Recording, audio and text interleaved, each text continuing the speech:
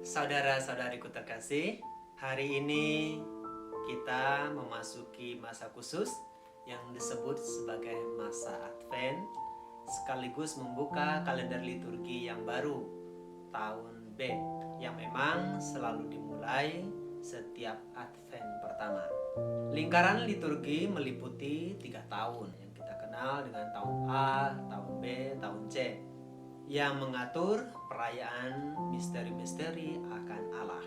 Setelah kita menjalani masa biasa yang ada 34 pekan itu, kita memasuki masa Advent, yaitu masa selama 4 minggu berturut-turut menjelang perayaan Natal.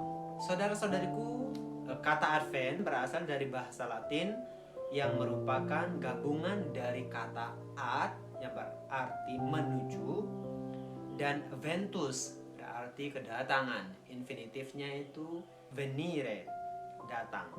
Kalau digabungkan menjadi adventus berarti menuju kedatangan. Masa Advent juga sering dikenal dengan nama masa penantian. Penantian selalu mengandaikan ada yang datang. Bagi orang Katolik, masa Advent merupakan masa penantian kedatangan Kristus. Ada 2 jenis kedatangan yang kita nantikan. Pertama, kedatangan Kristus sebagai manusia yang lahir dari Santa Perawan Maria di Bethlehem oleh kuasa Roh Kudus, yang sering kita sebut dengan Natal.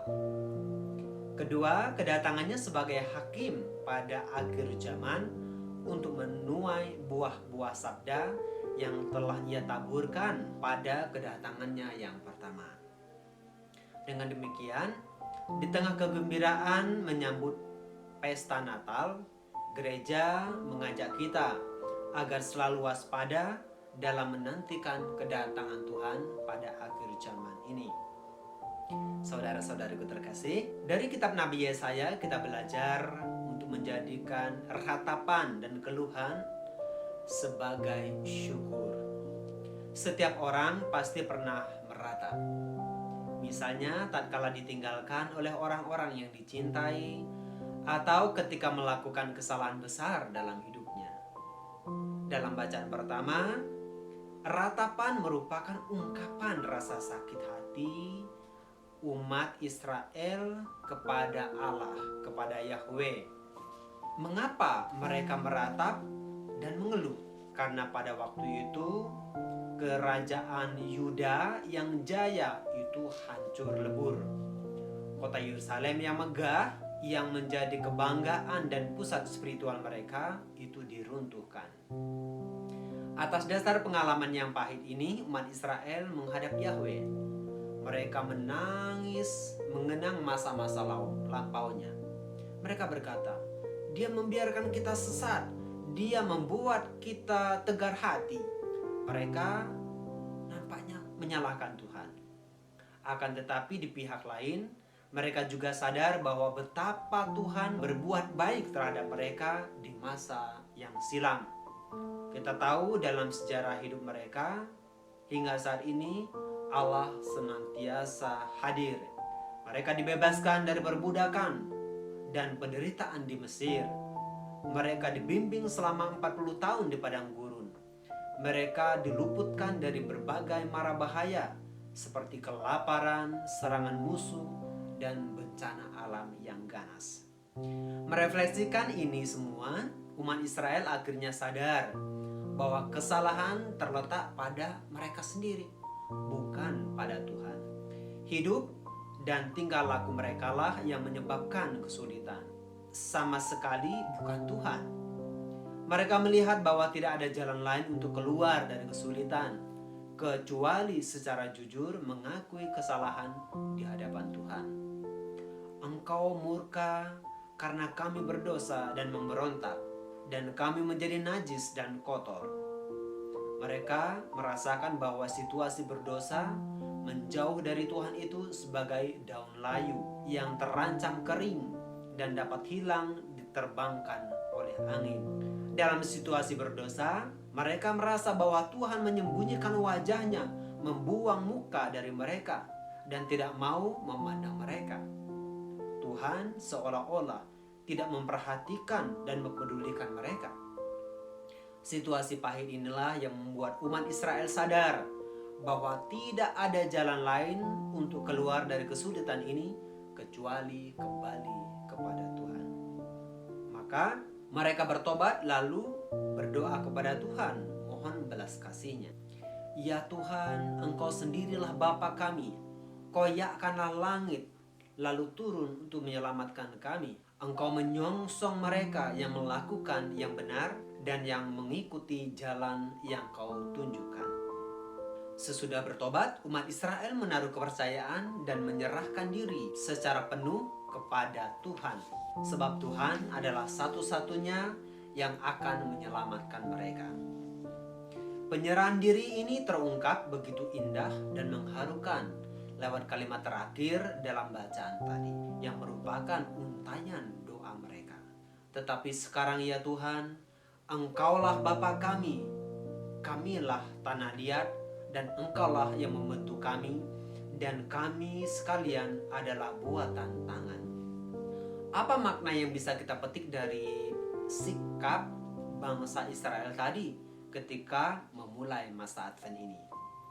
Saya rasa pengalaman hidup umat Israel mewarnai juga pengalaman hidup harian kita dalam pergulatan iman yang sedang kita hayati saat ini, di mana kita merasa dikecewakan dengan kondisi pandemi saat ini.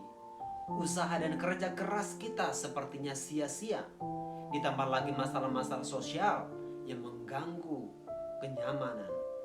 Kita lihat demo di mana-mana yang kadang itu tidak berdasar. Kelompok tertentu yang merasa benar sendiri bertindak semau mereka. Tidak jarang pula kita merasa dijauhi, diacuhkan, tidak dihargai oleh sahabat dan warga lingkungan kita, di mana kita bertemu dengan figur-figur yang keras dan mau menang sendiri. Mereka membuat kita tidak bergairah, frustasi, layu, dan hampir beku. Situasi yang demikian ini membuat kita merasa seperti kota suci Yerusalem yang sedang hancur lebur dan seperti kerajaan Yuda yang sedang dikoyak-koyak. Dalam situasi hidup yang demikian itu, lebih gampang bagi kita untuk menyalahkan orang lain, menuduh bahwa Tuhan tidak adil terhadap kita. Kita menangisinya dan menyesalinya. Akibatnya, tidak jarang pula orang mengambil jarak dengan sesama, menutup pintu rumah bagi kehadiran orang lain. Tidak mau lagi terlibat dalam kegiatan lingkungan, dalam komunitas, dalam paroki. Kadang ya tiba-tiba hilang dari peredaran. Karena itu saudara-saudariku terkasih, dalam masa penantian ini kita diundang untuk merenungkan kembali hidup kita dalam hubungannya dengan sesama, dalam keluarga, komunitas, lingkungan, rekan kerja, warga paroki, dan terutama hubungan kita dengan Tuhan. Di sini kita perlu belajar dari umat yang akhirnya sadar bahwa kesulitan dalam hidup yang dialami sebenarnya muncul karena hidup kita sendiri yang kurang sesuai dengan kehendak Tuhan. Jalan satu-satunya adalah bertobat, kembali kepada Tuhan, dan memulai babak baru dalam hidup kita.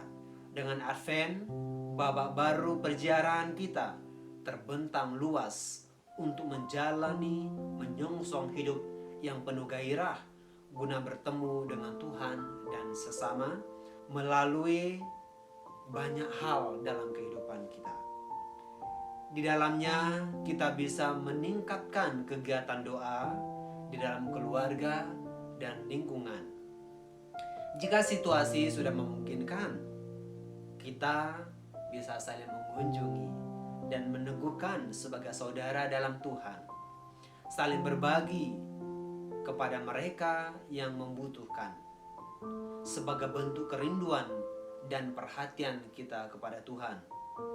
Itulah tandanya bahwa kita juga mau berusaha menerjemahkan, mewujudkan ajaran Tuhan Yesus dalam Injil hari ini, yaitu untuk selalu berjaga-jaga sambil menanti kedatangan Allah, menghiasi hari-hari hidup kita dengan sesuatu yang bermakna, sehingga ketika tuan rumah datang, kita tidak didapatinya sedang tidur.